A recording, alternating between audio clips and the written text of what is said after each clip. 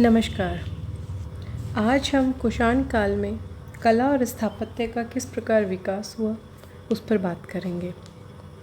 बौद्ध कला का जो विकास है वो कुषाण राजाओं के संरक्षण में भी होता रहा। प्रसिद्ध कुषाण शासक कनिष्क जो था वो एक महान निर्माता था। उसके शासन काल में अनेक स्तूप और विहारों का निर्माण हुआ। अपनी राजधानी पुरुषपुर अर्थात पेशावर में विशाल स्तूप जो है इसका निर्माण करवाया था। और ये जो स्तूप है इसके निकट ही एक विशाल संघाराम यानी कि विहार बना था जो कि कनिष्क चैत्य कहा जाता था और संपूर्ण बौद्ध जगत में प्रसिद्ध था। इसका निर्माण यवन वास्तुकार अगिलस द्वारा किया गया था। तक्षशिला का सबसे महत्वपूर्ण धर्मराजिक स्तूप था। मूलतः इसका निर्माण अशोक के समय में हुआ, किंतु कनिष्क के समय में उसका आकार वर्धन किया गया। ऊंचे चबूतरे पर निर्मित ये जो स्तूप है ये गोलाकार है और इसका निर्माण पाषाण से किया गया है।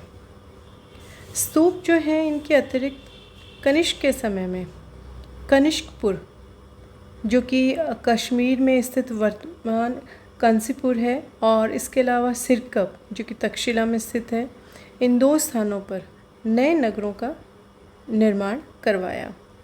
कनिष्क के शासनकाल में कला के क्षेत्र में दो स्वतंत्र शैलियों का विकास हुआ। पहली गांधार शैली और दूसरी मथुरा शैली। इन दोनों को कनिष्क की ओर से पर्याप्त प्रोत्साहन और संरक्षण प्रदान किया गया, जिसका उल्लेख जो है इस प्रकार से है।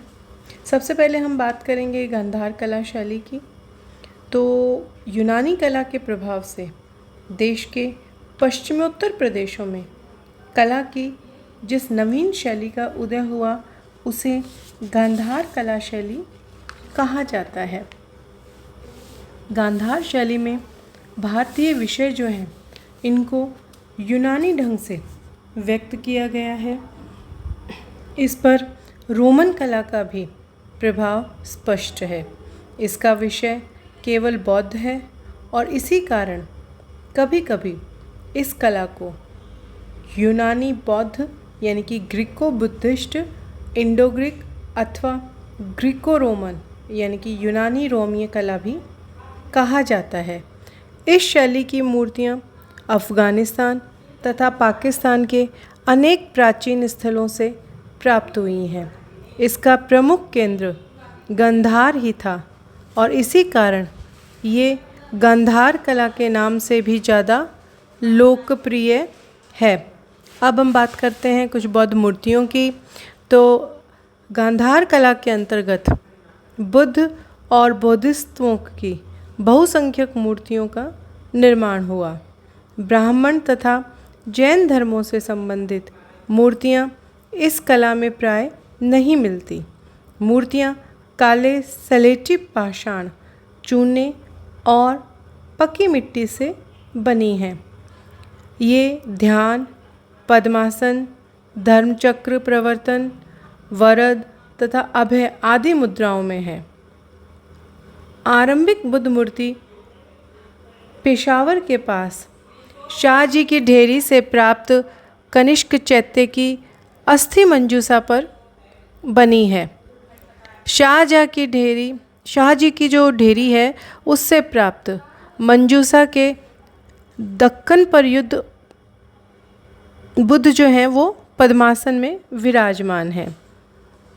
यानी कि जो शाहजी की ढेरी का जो मंजूषा का जो ढक्कन है उस पर बुद्ध पद्मासन की मुद्रा में विराजमान है। उनके दाएं तथा बाएं क्रमशः ब्रह्म तथा इंद्र की मूर्तियाँ उत्कीर्ण हैं। उत्कीर्ण लेख जो है उसमें कनिष्क तथा अगिशुल नामक वास्तुकार जो है इनका उल्लेख मिलता है। बौद्धिस्त्व मूर्तियों में सबसे अधिक मैत्रेय की हैं। कुछ अवलोकितेश्वर तथा पद्मपाणि की मूर्तियाँ भी प्राप्त होती हैं। इन्हें हाथ में कमल, पुस्तक, अमृत कलश लिए हुए दिखाया गया है और इनका स्वरूप राजसी है। कई मूर्तियों में दाढ़ी, मूछ, धोती, संघाटी आदि दिखाया गया है। बुद्ध तथा बौद्धिस्टों की मूर्तियों के अतिरिक्त गंधार शैली की कुछ देवी मूर्तियाँ भी मिलती हैं। इनमें हारिती तथा रोमा अथवा एथीना देवी की मूर्तियाँ विशेष रूप से उल्लेखनीय हैं। हारिती को मातृ देवी के रूप में पूजा जाता था तथा वह सौभाग्य तथा धन धान्य की अधिष्ठात्री थी। गांधार शैली में निर्मित बुद्ध और बौद्धिस्ट मूर्तियाँ जो हैं ये विशेष रूप से उल्लेखनीय हैं। इन मूर्तियों में आध्यात्मिकता तथा भावुकता न होकर बौद्धिकता एवं शारीरिक सौंदर्य की ही प्रधानता दिखाई देती है। अपने जो यूनानी स्वरूप है उसके कारण ये भारतीय कला की मुख्य धारा से पृथक रही और इसका जो क्षेत्र है वो पश्चिमोत्तर प्रदेश तक ही सीमित रहा। अब हम बात करेंगे मथुरा कला शैली की। कुषाण काल में मथुरा भी कला का प्रमुख केंद्र था, जहाँ अनेक स्तूपों, विहारों और मूर्तियों का निर्माण करवाया गया। यहाँ से अनेक हिंदू, बौद्ध एवं जैन मूर्तियाँ प्राप्त हुई हैं। इनमें अधिकांशतः कुषाण युग की हैं। कनिष्क, हुविष्क तथा वासुदेव के काल में मथुरा कला का सर्वोत्कृष्ट विकास हुआ। प्रारंभ में ये माना जाता था कि गांधार की बौद्ध मूर्तियों के प्रभाव और अनुकरण पर ही मथुरा की बौद्ध मूर्तियों का निर्माण हुआ था, परंतु अब ये स्पष्ट रूप से सिद्ध हो चुका है कि मथुरा की बौद्ध मूर्तियाँ गांधार से सर्वथा स्वतंत्र थी तथा उनका आधार मूल रूप से भारतीय ही था। ईसा पूर्व पहली शताब्दी में मथुरा भक्ति आंदोलन का केंद्र बन गया था, जहाँ संकर्षण, वासुदेव तथा पंचवीरों अर्थात बलराम, कृष्ण, प्रद्युम्न, अनिरुद्ध तथा सांब इनकी प्रतिमाओं के साथ ही साथ जैन तीर्थंकरों की प्रतिमाओं का भी पूर्ण विकास हो चुका था। कनिष्क का शासनकाल जो है इसमें महायान बौद्ध धर्म को राजकीय संरक्षण प्राप्त हो गया। इसमें बुद्ध की मूर्ति रूप में पूजा किए जाने का विधान था। उन्हें बुद्ध को मानव मूर्ति के रूप में देखने की आवश्यकता प्रतीत हुई और इसी भावना से प्रेरित होकर मथुरा के शिल्पियों के द्वारा पहले बोधिसत्व तथा फिर बुद्ध मूर्तियों का निर्माण किया गया। जहाँ तक गांधार का प्रश्न है, हमें वहाँ किसी भी प्रकार के धार्मिक आंदोलन का प्रमाण नहीं मिलता। ये नहीं कहा जा सकता कि मथुरा या गांधार के किसी शिल्पी के क्षणिक भावावेश में आकर बुद्ध मूर्ति की रचना कर ली हो, अपितु यही मानना तर्कसंगत है कि बुद्ध मूर्ति रचना की पृष्ठभूमि काफ़ी पहले से ही प्रस्तुत की गई होगी और ये पृष्ठभूमि मथुरा के धार्मिक आंदोलन से तैयार हुई। मथुरा में कुछ बौद्धिस्त प्रतिमाएं मिली हैं जिन पर कि कनिष्क संवत की प्रारंभिक तिथियों में लेख होते हैं। इसके विपरीत गांधार कला की मूर्तियों में से एक पर भी कोई परिचित संवत नहीं है। जो 3-4 तिथियां मिलती हैं, इनके आधार पर गांधार कला का समय पहली से तीसरी शती ईस्वी के बीच ठहरता है। इस प्रकार मथुरा की बौद्ध प्रतिमाएं जो हैं ये प्राचीनतम सिद्ध होती हैं। मथुरा में बुद्ध और बौद्धिस्तों की खड़ी तथा बैठी मुद्रा में बनी हुई मूर्तियां मिली हैं। उनके व्यक्तित्व में चक्रवर्ती तथा योगी दोनों का ही आदर्श देखने को मिलता है। बुद्ध मूर्तियों के अतिरिक्त मैत्रेय, कश्यप, अवलोकितेश्वर आदि बौद्धिस्त मूर्तियां भी मथुरा में मिलती हैं।